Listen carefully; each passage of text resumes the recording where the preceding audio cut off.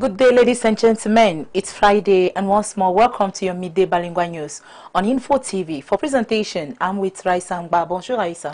Good day, Mimi Thiobo. Bonjour à tous et bienvenue aux 12 heures bilingues sur Info TV. Ouvrons ce journal avec les travaux de dédoublement de la pénétrante nord qui s'intensifient. L'objectif est de rendre visibles les premiers linéaires de la couche de roulement d'ici la fin de l'année 2025. Nadège Fouedjo nous en dit plus. Sur la section comprise entre le PK 11 plus 550 et le PK 22 plus 000, les travaux de dédoublement de la pénétrante nord de la ville de Yaoundé avancent à grands pas. Constat fait par une mission de contrôle du ministère des Travaux publics en visite sur le chantier. Sous l'impulsion du chef de ce département ministériel, Emmanuel Nganou-Messi, sur les lieux, les engins repartis en atelier sont à l'œuvre pour rendre visibles les premiers linéaires de couches de roulement avant la fin de cette année 2025, conformément au planning. Nous avons des ateliers où nous sommes en train d'exécuter aujourd'hui la couche de base, exécutée à peu près sur 5 km.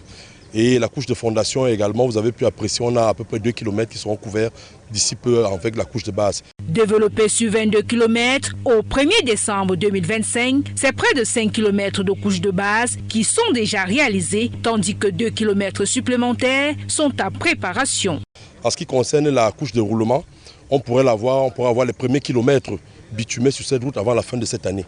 Au-delà des travaux d'assainissement en cours, l'entreprise en charge du projet rassure avoir mobilisé le matériel et personnel nécessaires en vue de la livraison du chantier dans les délais contractuels. L'entreprise arabe contracteur a mis le paquet, elle a mobilisé tout le matériel nécessaire dès le départ pour le déroulement des travaux. Actuellement encore, on est en train de renforcer le matériel nécessaire pour finir dans le délai nécessaire. Au regard de la densité de la circulation dans cette zone urbaine, une stratégie est mise en place pour juguler le trafic. On va procéder d'abord à la construction de la voie neuve. Et ensuite, lorsqu'on va la terminer, on va basculer le trafic dessus. Et après, on va réhabiliter la route, l'ancienne route qui est existante, qui est utilisée aujourd'hui par les différents usagers. Le projet rendu possible grâce aux économies dégagées sur les travaux des axes Bachenga, Tui, Lena, Tibati et Keta, Djoum est cofinancé par le gouvernement et la Banque de développement des États de l'Afrique centrale. Ce projet est financé à 100% par les économies réalisées sur d'autres projets, notamment dans le projet majeur et le projet de la route Bachenga-Tui-Yoko-Lena, où on a eu à réaliser des importantes économies avec le financement de la Banque africaine de développement qui nous ont permis de financer ce projet en totalité. La réalisation dans les tout prochains mois de cette infrastructure moderne, fonctionnelle et sécurisée va améliorer durablement les conditions de circulation sur la pénétrante nord de la capitale Yaoundé. À l'occasion de la Journée mondiale de la banque, ce reportage met en lumière le rôle crucial que jouent les institutions financières dans le développement d'un pays comme le Cameroun. Regardez. Au cœur des économies modernes, la banque s'impose comme l'un des leviers les plus puissants du développement. Au Cameroun, où les ambitions de croissance se heurtent souvent à des contraintes financières, elle apparaît comme l'acteur discret mais décisif qui irrigue l'activité économique, soutient l'innovation et accompagne les politiques publiques.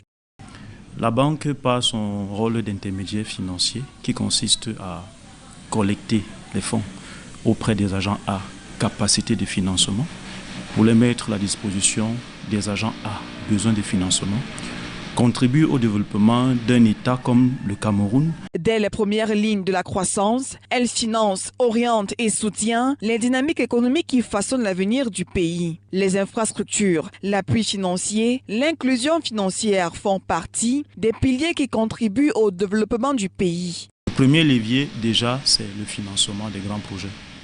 Grâce aux fonds qu'elle collecte, elle peut financer des grands projets comme les logements sociaux que vous voyez dans notre pays. Le deuxième levier, c'est la mobilisation de l'épargne.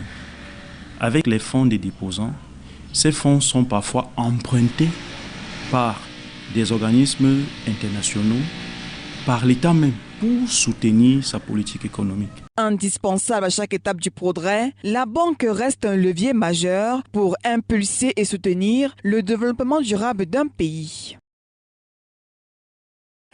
Dans le 3e arrondissement de Yaoundé, 4 présumés braqueurs sont présentés à la presse à la brigade de gendarmerie des Foulanes en présence du commandement de compagnie de Yaoundé 2e.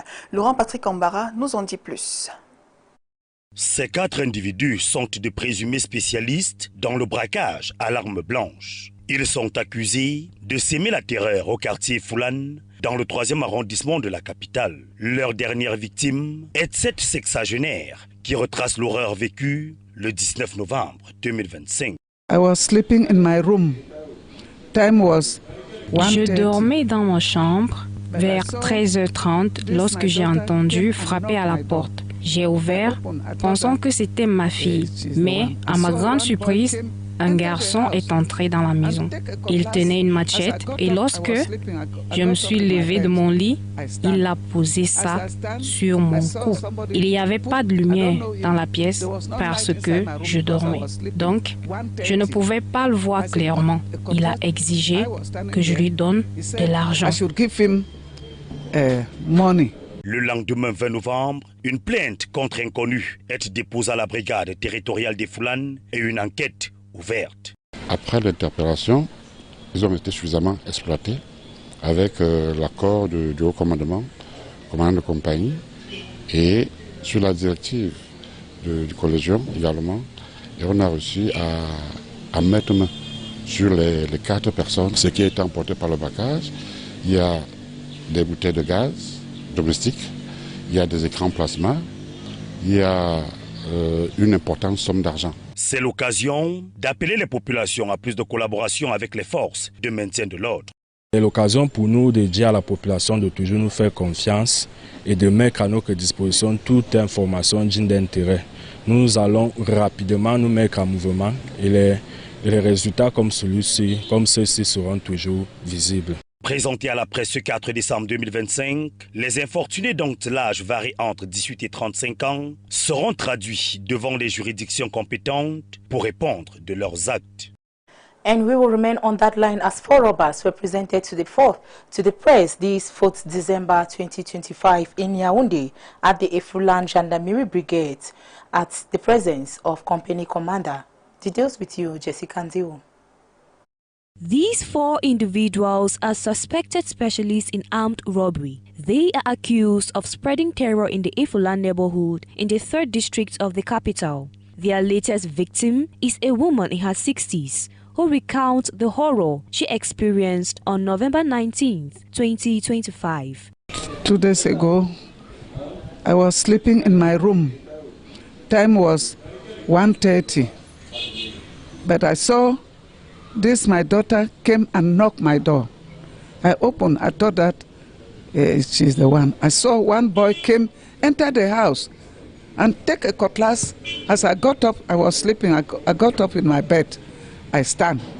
As I stand, I saw somebody put, I don't know him. There was no light inside my room because I was sleeping. 1:30. As he put a cutlass in my neck, he was standing like you. I was standing here. He said I should give him money. I said I was looking for him. I don't know him because I was not seeing his face well. He took a cutlass and put in my neck. As he put a cutlass on my neck like this, as I'm showing you people,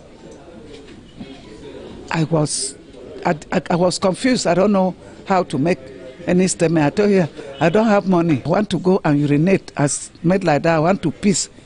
He did not accept me to piss. I was standing there. He also was there. I was crying. I said, now who this say? Now who this say? The next day, November 20th, a complaint against persons unknown was filed in the Efulan police station and an investigation was opened. 20 novembre 2025, étant dans notre unité, On November 20th, 2025, we were in the hotel room where a suspect has been arrested for a robbery. After filing a case against him, we arrested several others and located someone who had fled. We questioned him, then returned with the police to the crime scene to reconstruct what happened. There were 3 suspects, plus a 4th, who was the gang leader. Based on this reconstruction, the police proceeded with the case, leading to the results we have today. La reconstitution et sont passés aux aveux. Et c'est pour ça qu'aujourd'hui, vous voyez le résultat que nous avons là. This is an opportunity to call on the population to cooperate more with the police. Vous avez eu devant vous un braquage After the investigations, we quickly apprehended the young men responsible for this act. This is an opportunity for us to remind the population to continue trusting us and to provide us with any information they have. We will move forward swiftly and the result of our work will always be visible. Presented to the press on December 4, 2025, the unfortunate individuals aged between 18 and 35 will be brought before the competent staff court to answer for their actions. Away from that, taking you to the Yaoundé retail market during this holiday season, Cameroonians' households are under pressure, have become a luxury. Following the post-election protest, economic has slowed, leading to shortage and soaring of prices. Our reporter met with some traders and consumers to take stock of the situation. Details on this report. Porters coming and going, trucks loaded with nets and cajots, no more doubt. Onion, red or white, flood the Huitième market in the city of Yaoundé. Yes, it is the season for red onions, since we don't cultivate white onions during the rainy season. In our regions, we have two seasons, the dry season and the rainy season. Red onion are available at the end of the rainy season, and we start cultivating them. White onion are cultivated in December, when the rainy season ends. That's when we start growing white onion.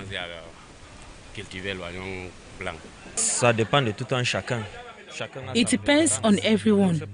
Each person has their preference. Some prefer the red, others prefer the white.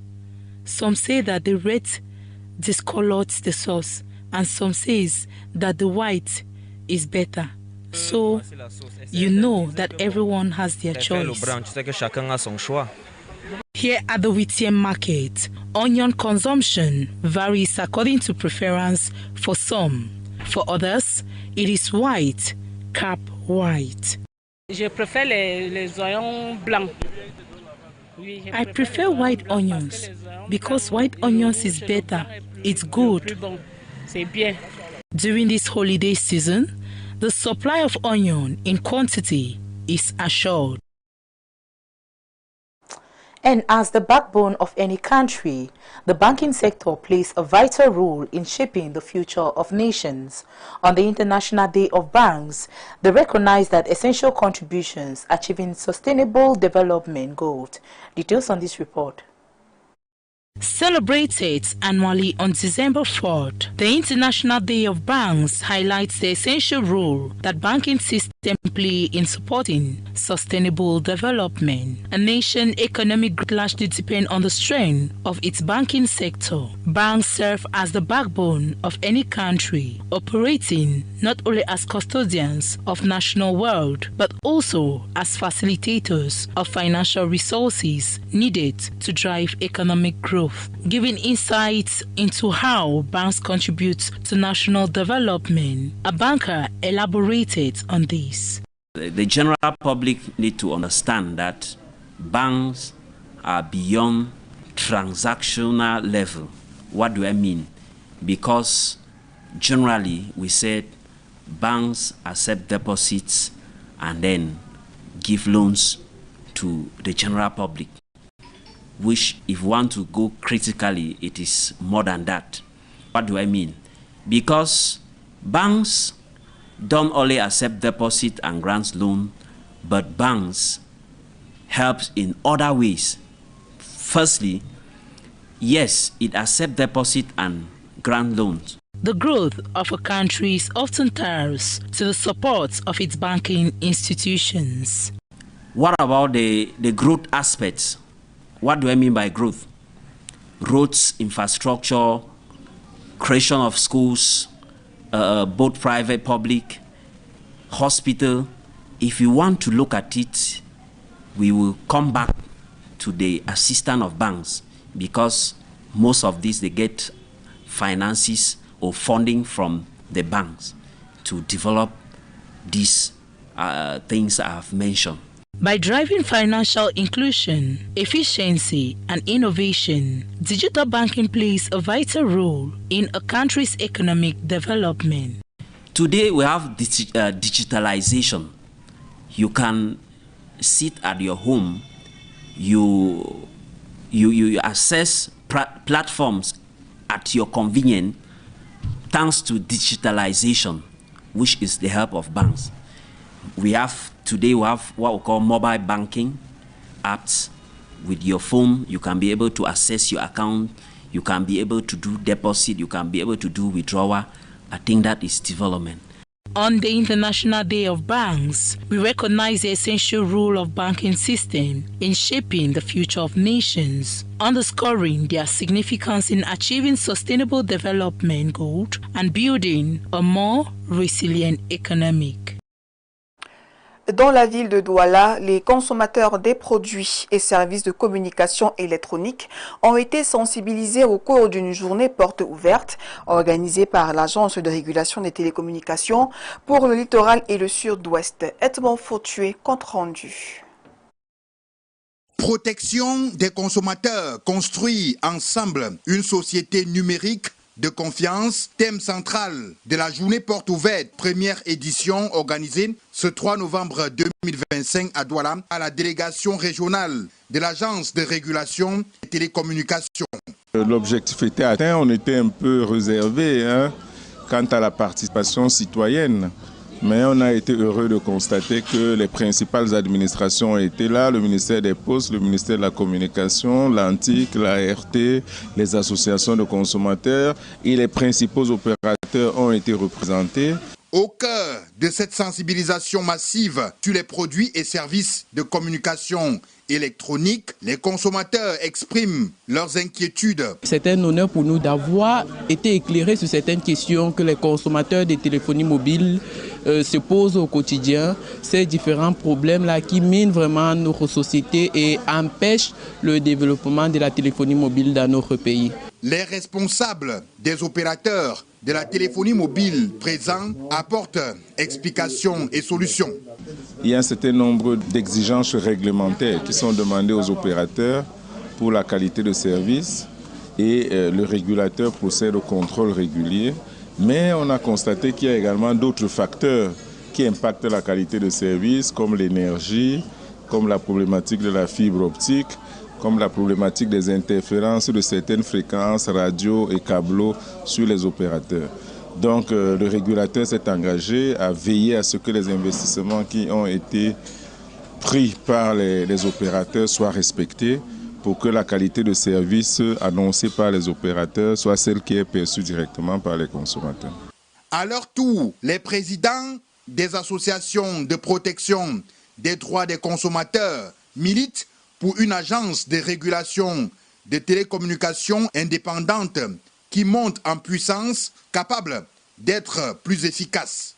Nous souhaitons voir l'ART être totalement dépendante de la présidence de la République et non plus d'un ministère, sous la tutelle d'un ministère, parce que à partir du moment où on dote déjà l'ART d'une autonomie financière de 18 milliards, il faudrait aussi qu'on lui donne les moyens coercitifs. Donc il doit être un bras séculier du président de la République en matière de contrôle et de régulation du secteur de télécommunications avec pouvoir coercitif. Il doit pouvoir agir, ester en justice, attaquer les opérateurs qui ne font pas bien leur travail, qui ne respectent pas le règlement de service et être capable de donner à d'autres opérateurs la possibilité de rentrer dans le secteur. L'ART aujourd'hui a même la capacité d'enlever une licence à un opérateur de téléphonie mobile. Mais du moment où il est sous la botte d'un ministère de Postes et de Télécommunications, qui lui-même est sous la botte d'un Premier ministre, il a tout le contrôle, il n'a pas les coudées véritablement franches. Une initiative qui met en lumière l'engagement de l'ART à garantir un environnement numérique sûr, équitable et transparent au Cameroun. And taking you to another story, as on Saturday, November 29, 2025, the Gandari City Hall hosted a 3-day workshop to evaluate cooperation actions between Cameroon and UNICEF. The event was presided over by Abu Muhammadu, with our correspondent, Amadou Buba. Details with you. On Saturday, November 29, 2025, the Ngaoundere City Hall hosted a 3-day workshop dedicated to evaluating the cooperating actions between Cameroon and UNICEF. The presidency of Mr. Abu Mohamedou, head of the Cultural and Economic Affairs Service of the Governor's Office. This event brought together key stakeholders, including Mahamad Abbasaid, regional delegate of Minipat for Adamawa, and Madeleine Flor Chugwe, UNICEF representative. The main objective of this workshop was to highlight UNICEF's intervention in the areas of education, health, nutrition, protection and children's rights in the Adamawa region. Participants also discussed the implementation of new guidelines for 2020. Yesterday, you have been mobilized to discuss about the interventions, or let's say the activities we are carrying out regarding the partnership between Cameroon and UNICEF. You have been discussing about the various interventions of the various actors. We concerning BUNEC, that is the Civil Status Registration Office that I represent here. We have discussed about some activities that we carried out in last year, namely capacity building of the civil status stakeholders, and some activities like implementing advanced offices within the health facilities. This cooperation project aligns with the National Development Strategy, SND-Trant, and aims to achieve sustainable development goals. The initiative seeks to ensure that every child in Cameroon, both girls and boys, as well as adolescents, have access to quality education and can fully thrive. Local elected officials present emphasize the importance of this collaboration for human development and social well-being in the region. Nécrologie dans ce journal, Oscar Zoué est là, poursuit son chemin vers l'éternité. La veillée mortuaire organisée le 4 décembre 2025 à Volier a attiré une foule considérable dans une atmosphère portée par des chants et des prières en hommage au maestro Zoué, celui qui a fait résonner les cordes d'une vette. Nadège Yougent, compte rendu.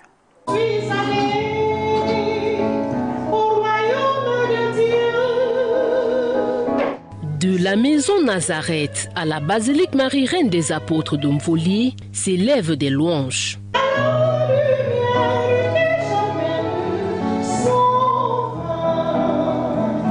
Le choix de cette chanson n'est pas le fruit du hasard. Oscar Nzoïla, le maître d'une veute, avait souhaité qu'on la chante à ses obsèques. La veillée mortuaire de l'auteur du titre à succès et Kambolo est le moment de rendre gloire à un homme qui était capable de faire l'extraordinaire. Traduire en musique des choses que tous les autres ne peuvent pas comprendre.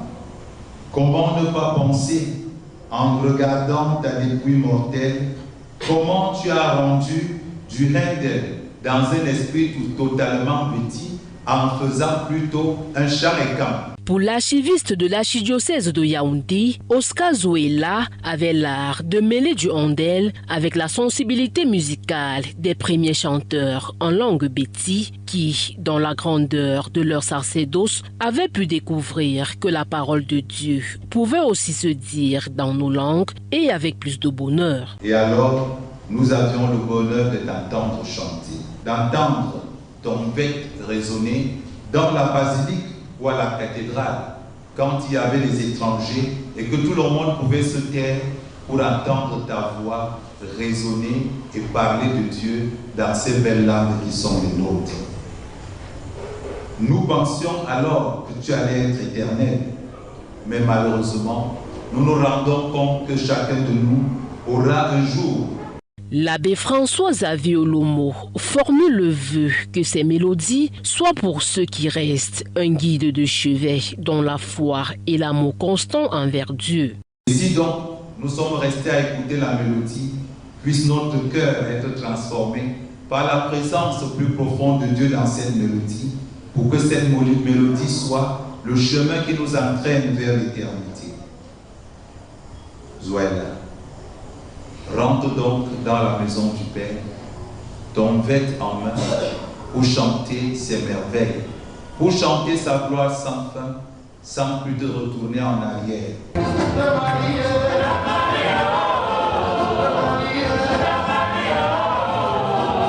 Désormais aux portes du royaume céleste, Oscar Zoéla n'a plus qu'attendre des prophéties de foi dites au bout des lèvres.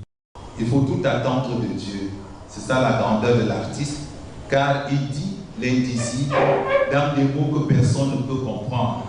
Mais on ne le comprend que quand il n'est plus là, car il est plus sonore quand il est absent que quand il est présent. Artiste, c'est ça aussi. Oscar Zoé est là, que cette voix qui s'en va avec toi nous aide comme toi à bâtir notre foi sur un rocher.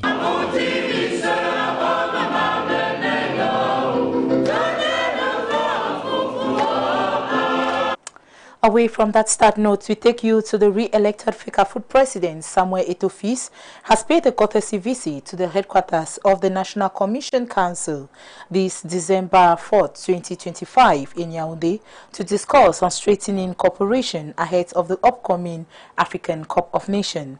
This was during an audience granted to him by the president of the National Commission Council, Joseph Chibunkem Kalabutse.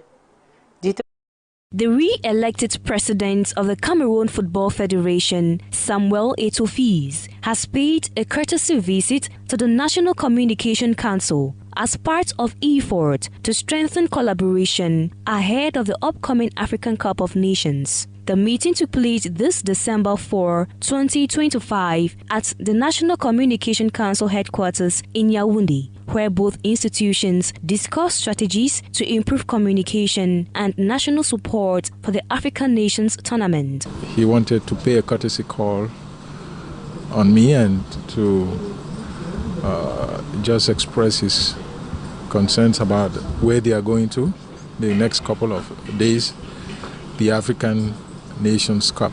My wish is that fighting spirit that characterizes Cameroon should come back. And since no one is betting on Cameroon, this is the moment for the Lions to spring a surprise. And that's what has been the characteristic of the Cameroonian national team. The visit marks a renewed commitment between FECAFOOT and the National Communication Council to ensure effective coordination and a united national front as Cameroon prepares for the upcoming African Nations Cup this December 21st, 2025 to January 18th, 2026. Et voilà qui met un terme à ce journal. Merci de nous avoir suivis. Bonne suite des programmes sur Info TV. Happy weekend, Mimi Thiobo. Bon weekend, Raisa Mba. Thanks televiewers for joining us on this edition. See you tomorrow, same time, and stay tuned on the next program coming up, Les Amazon, with another interesting topic. Have a great day ahead.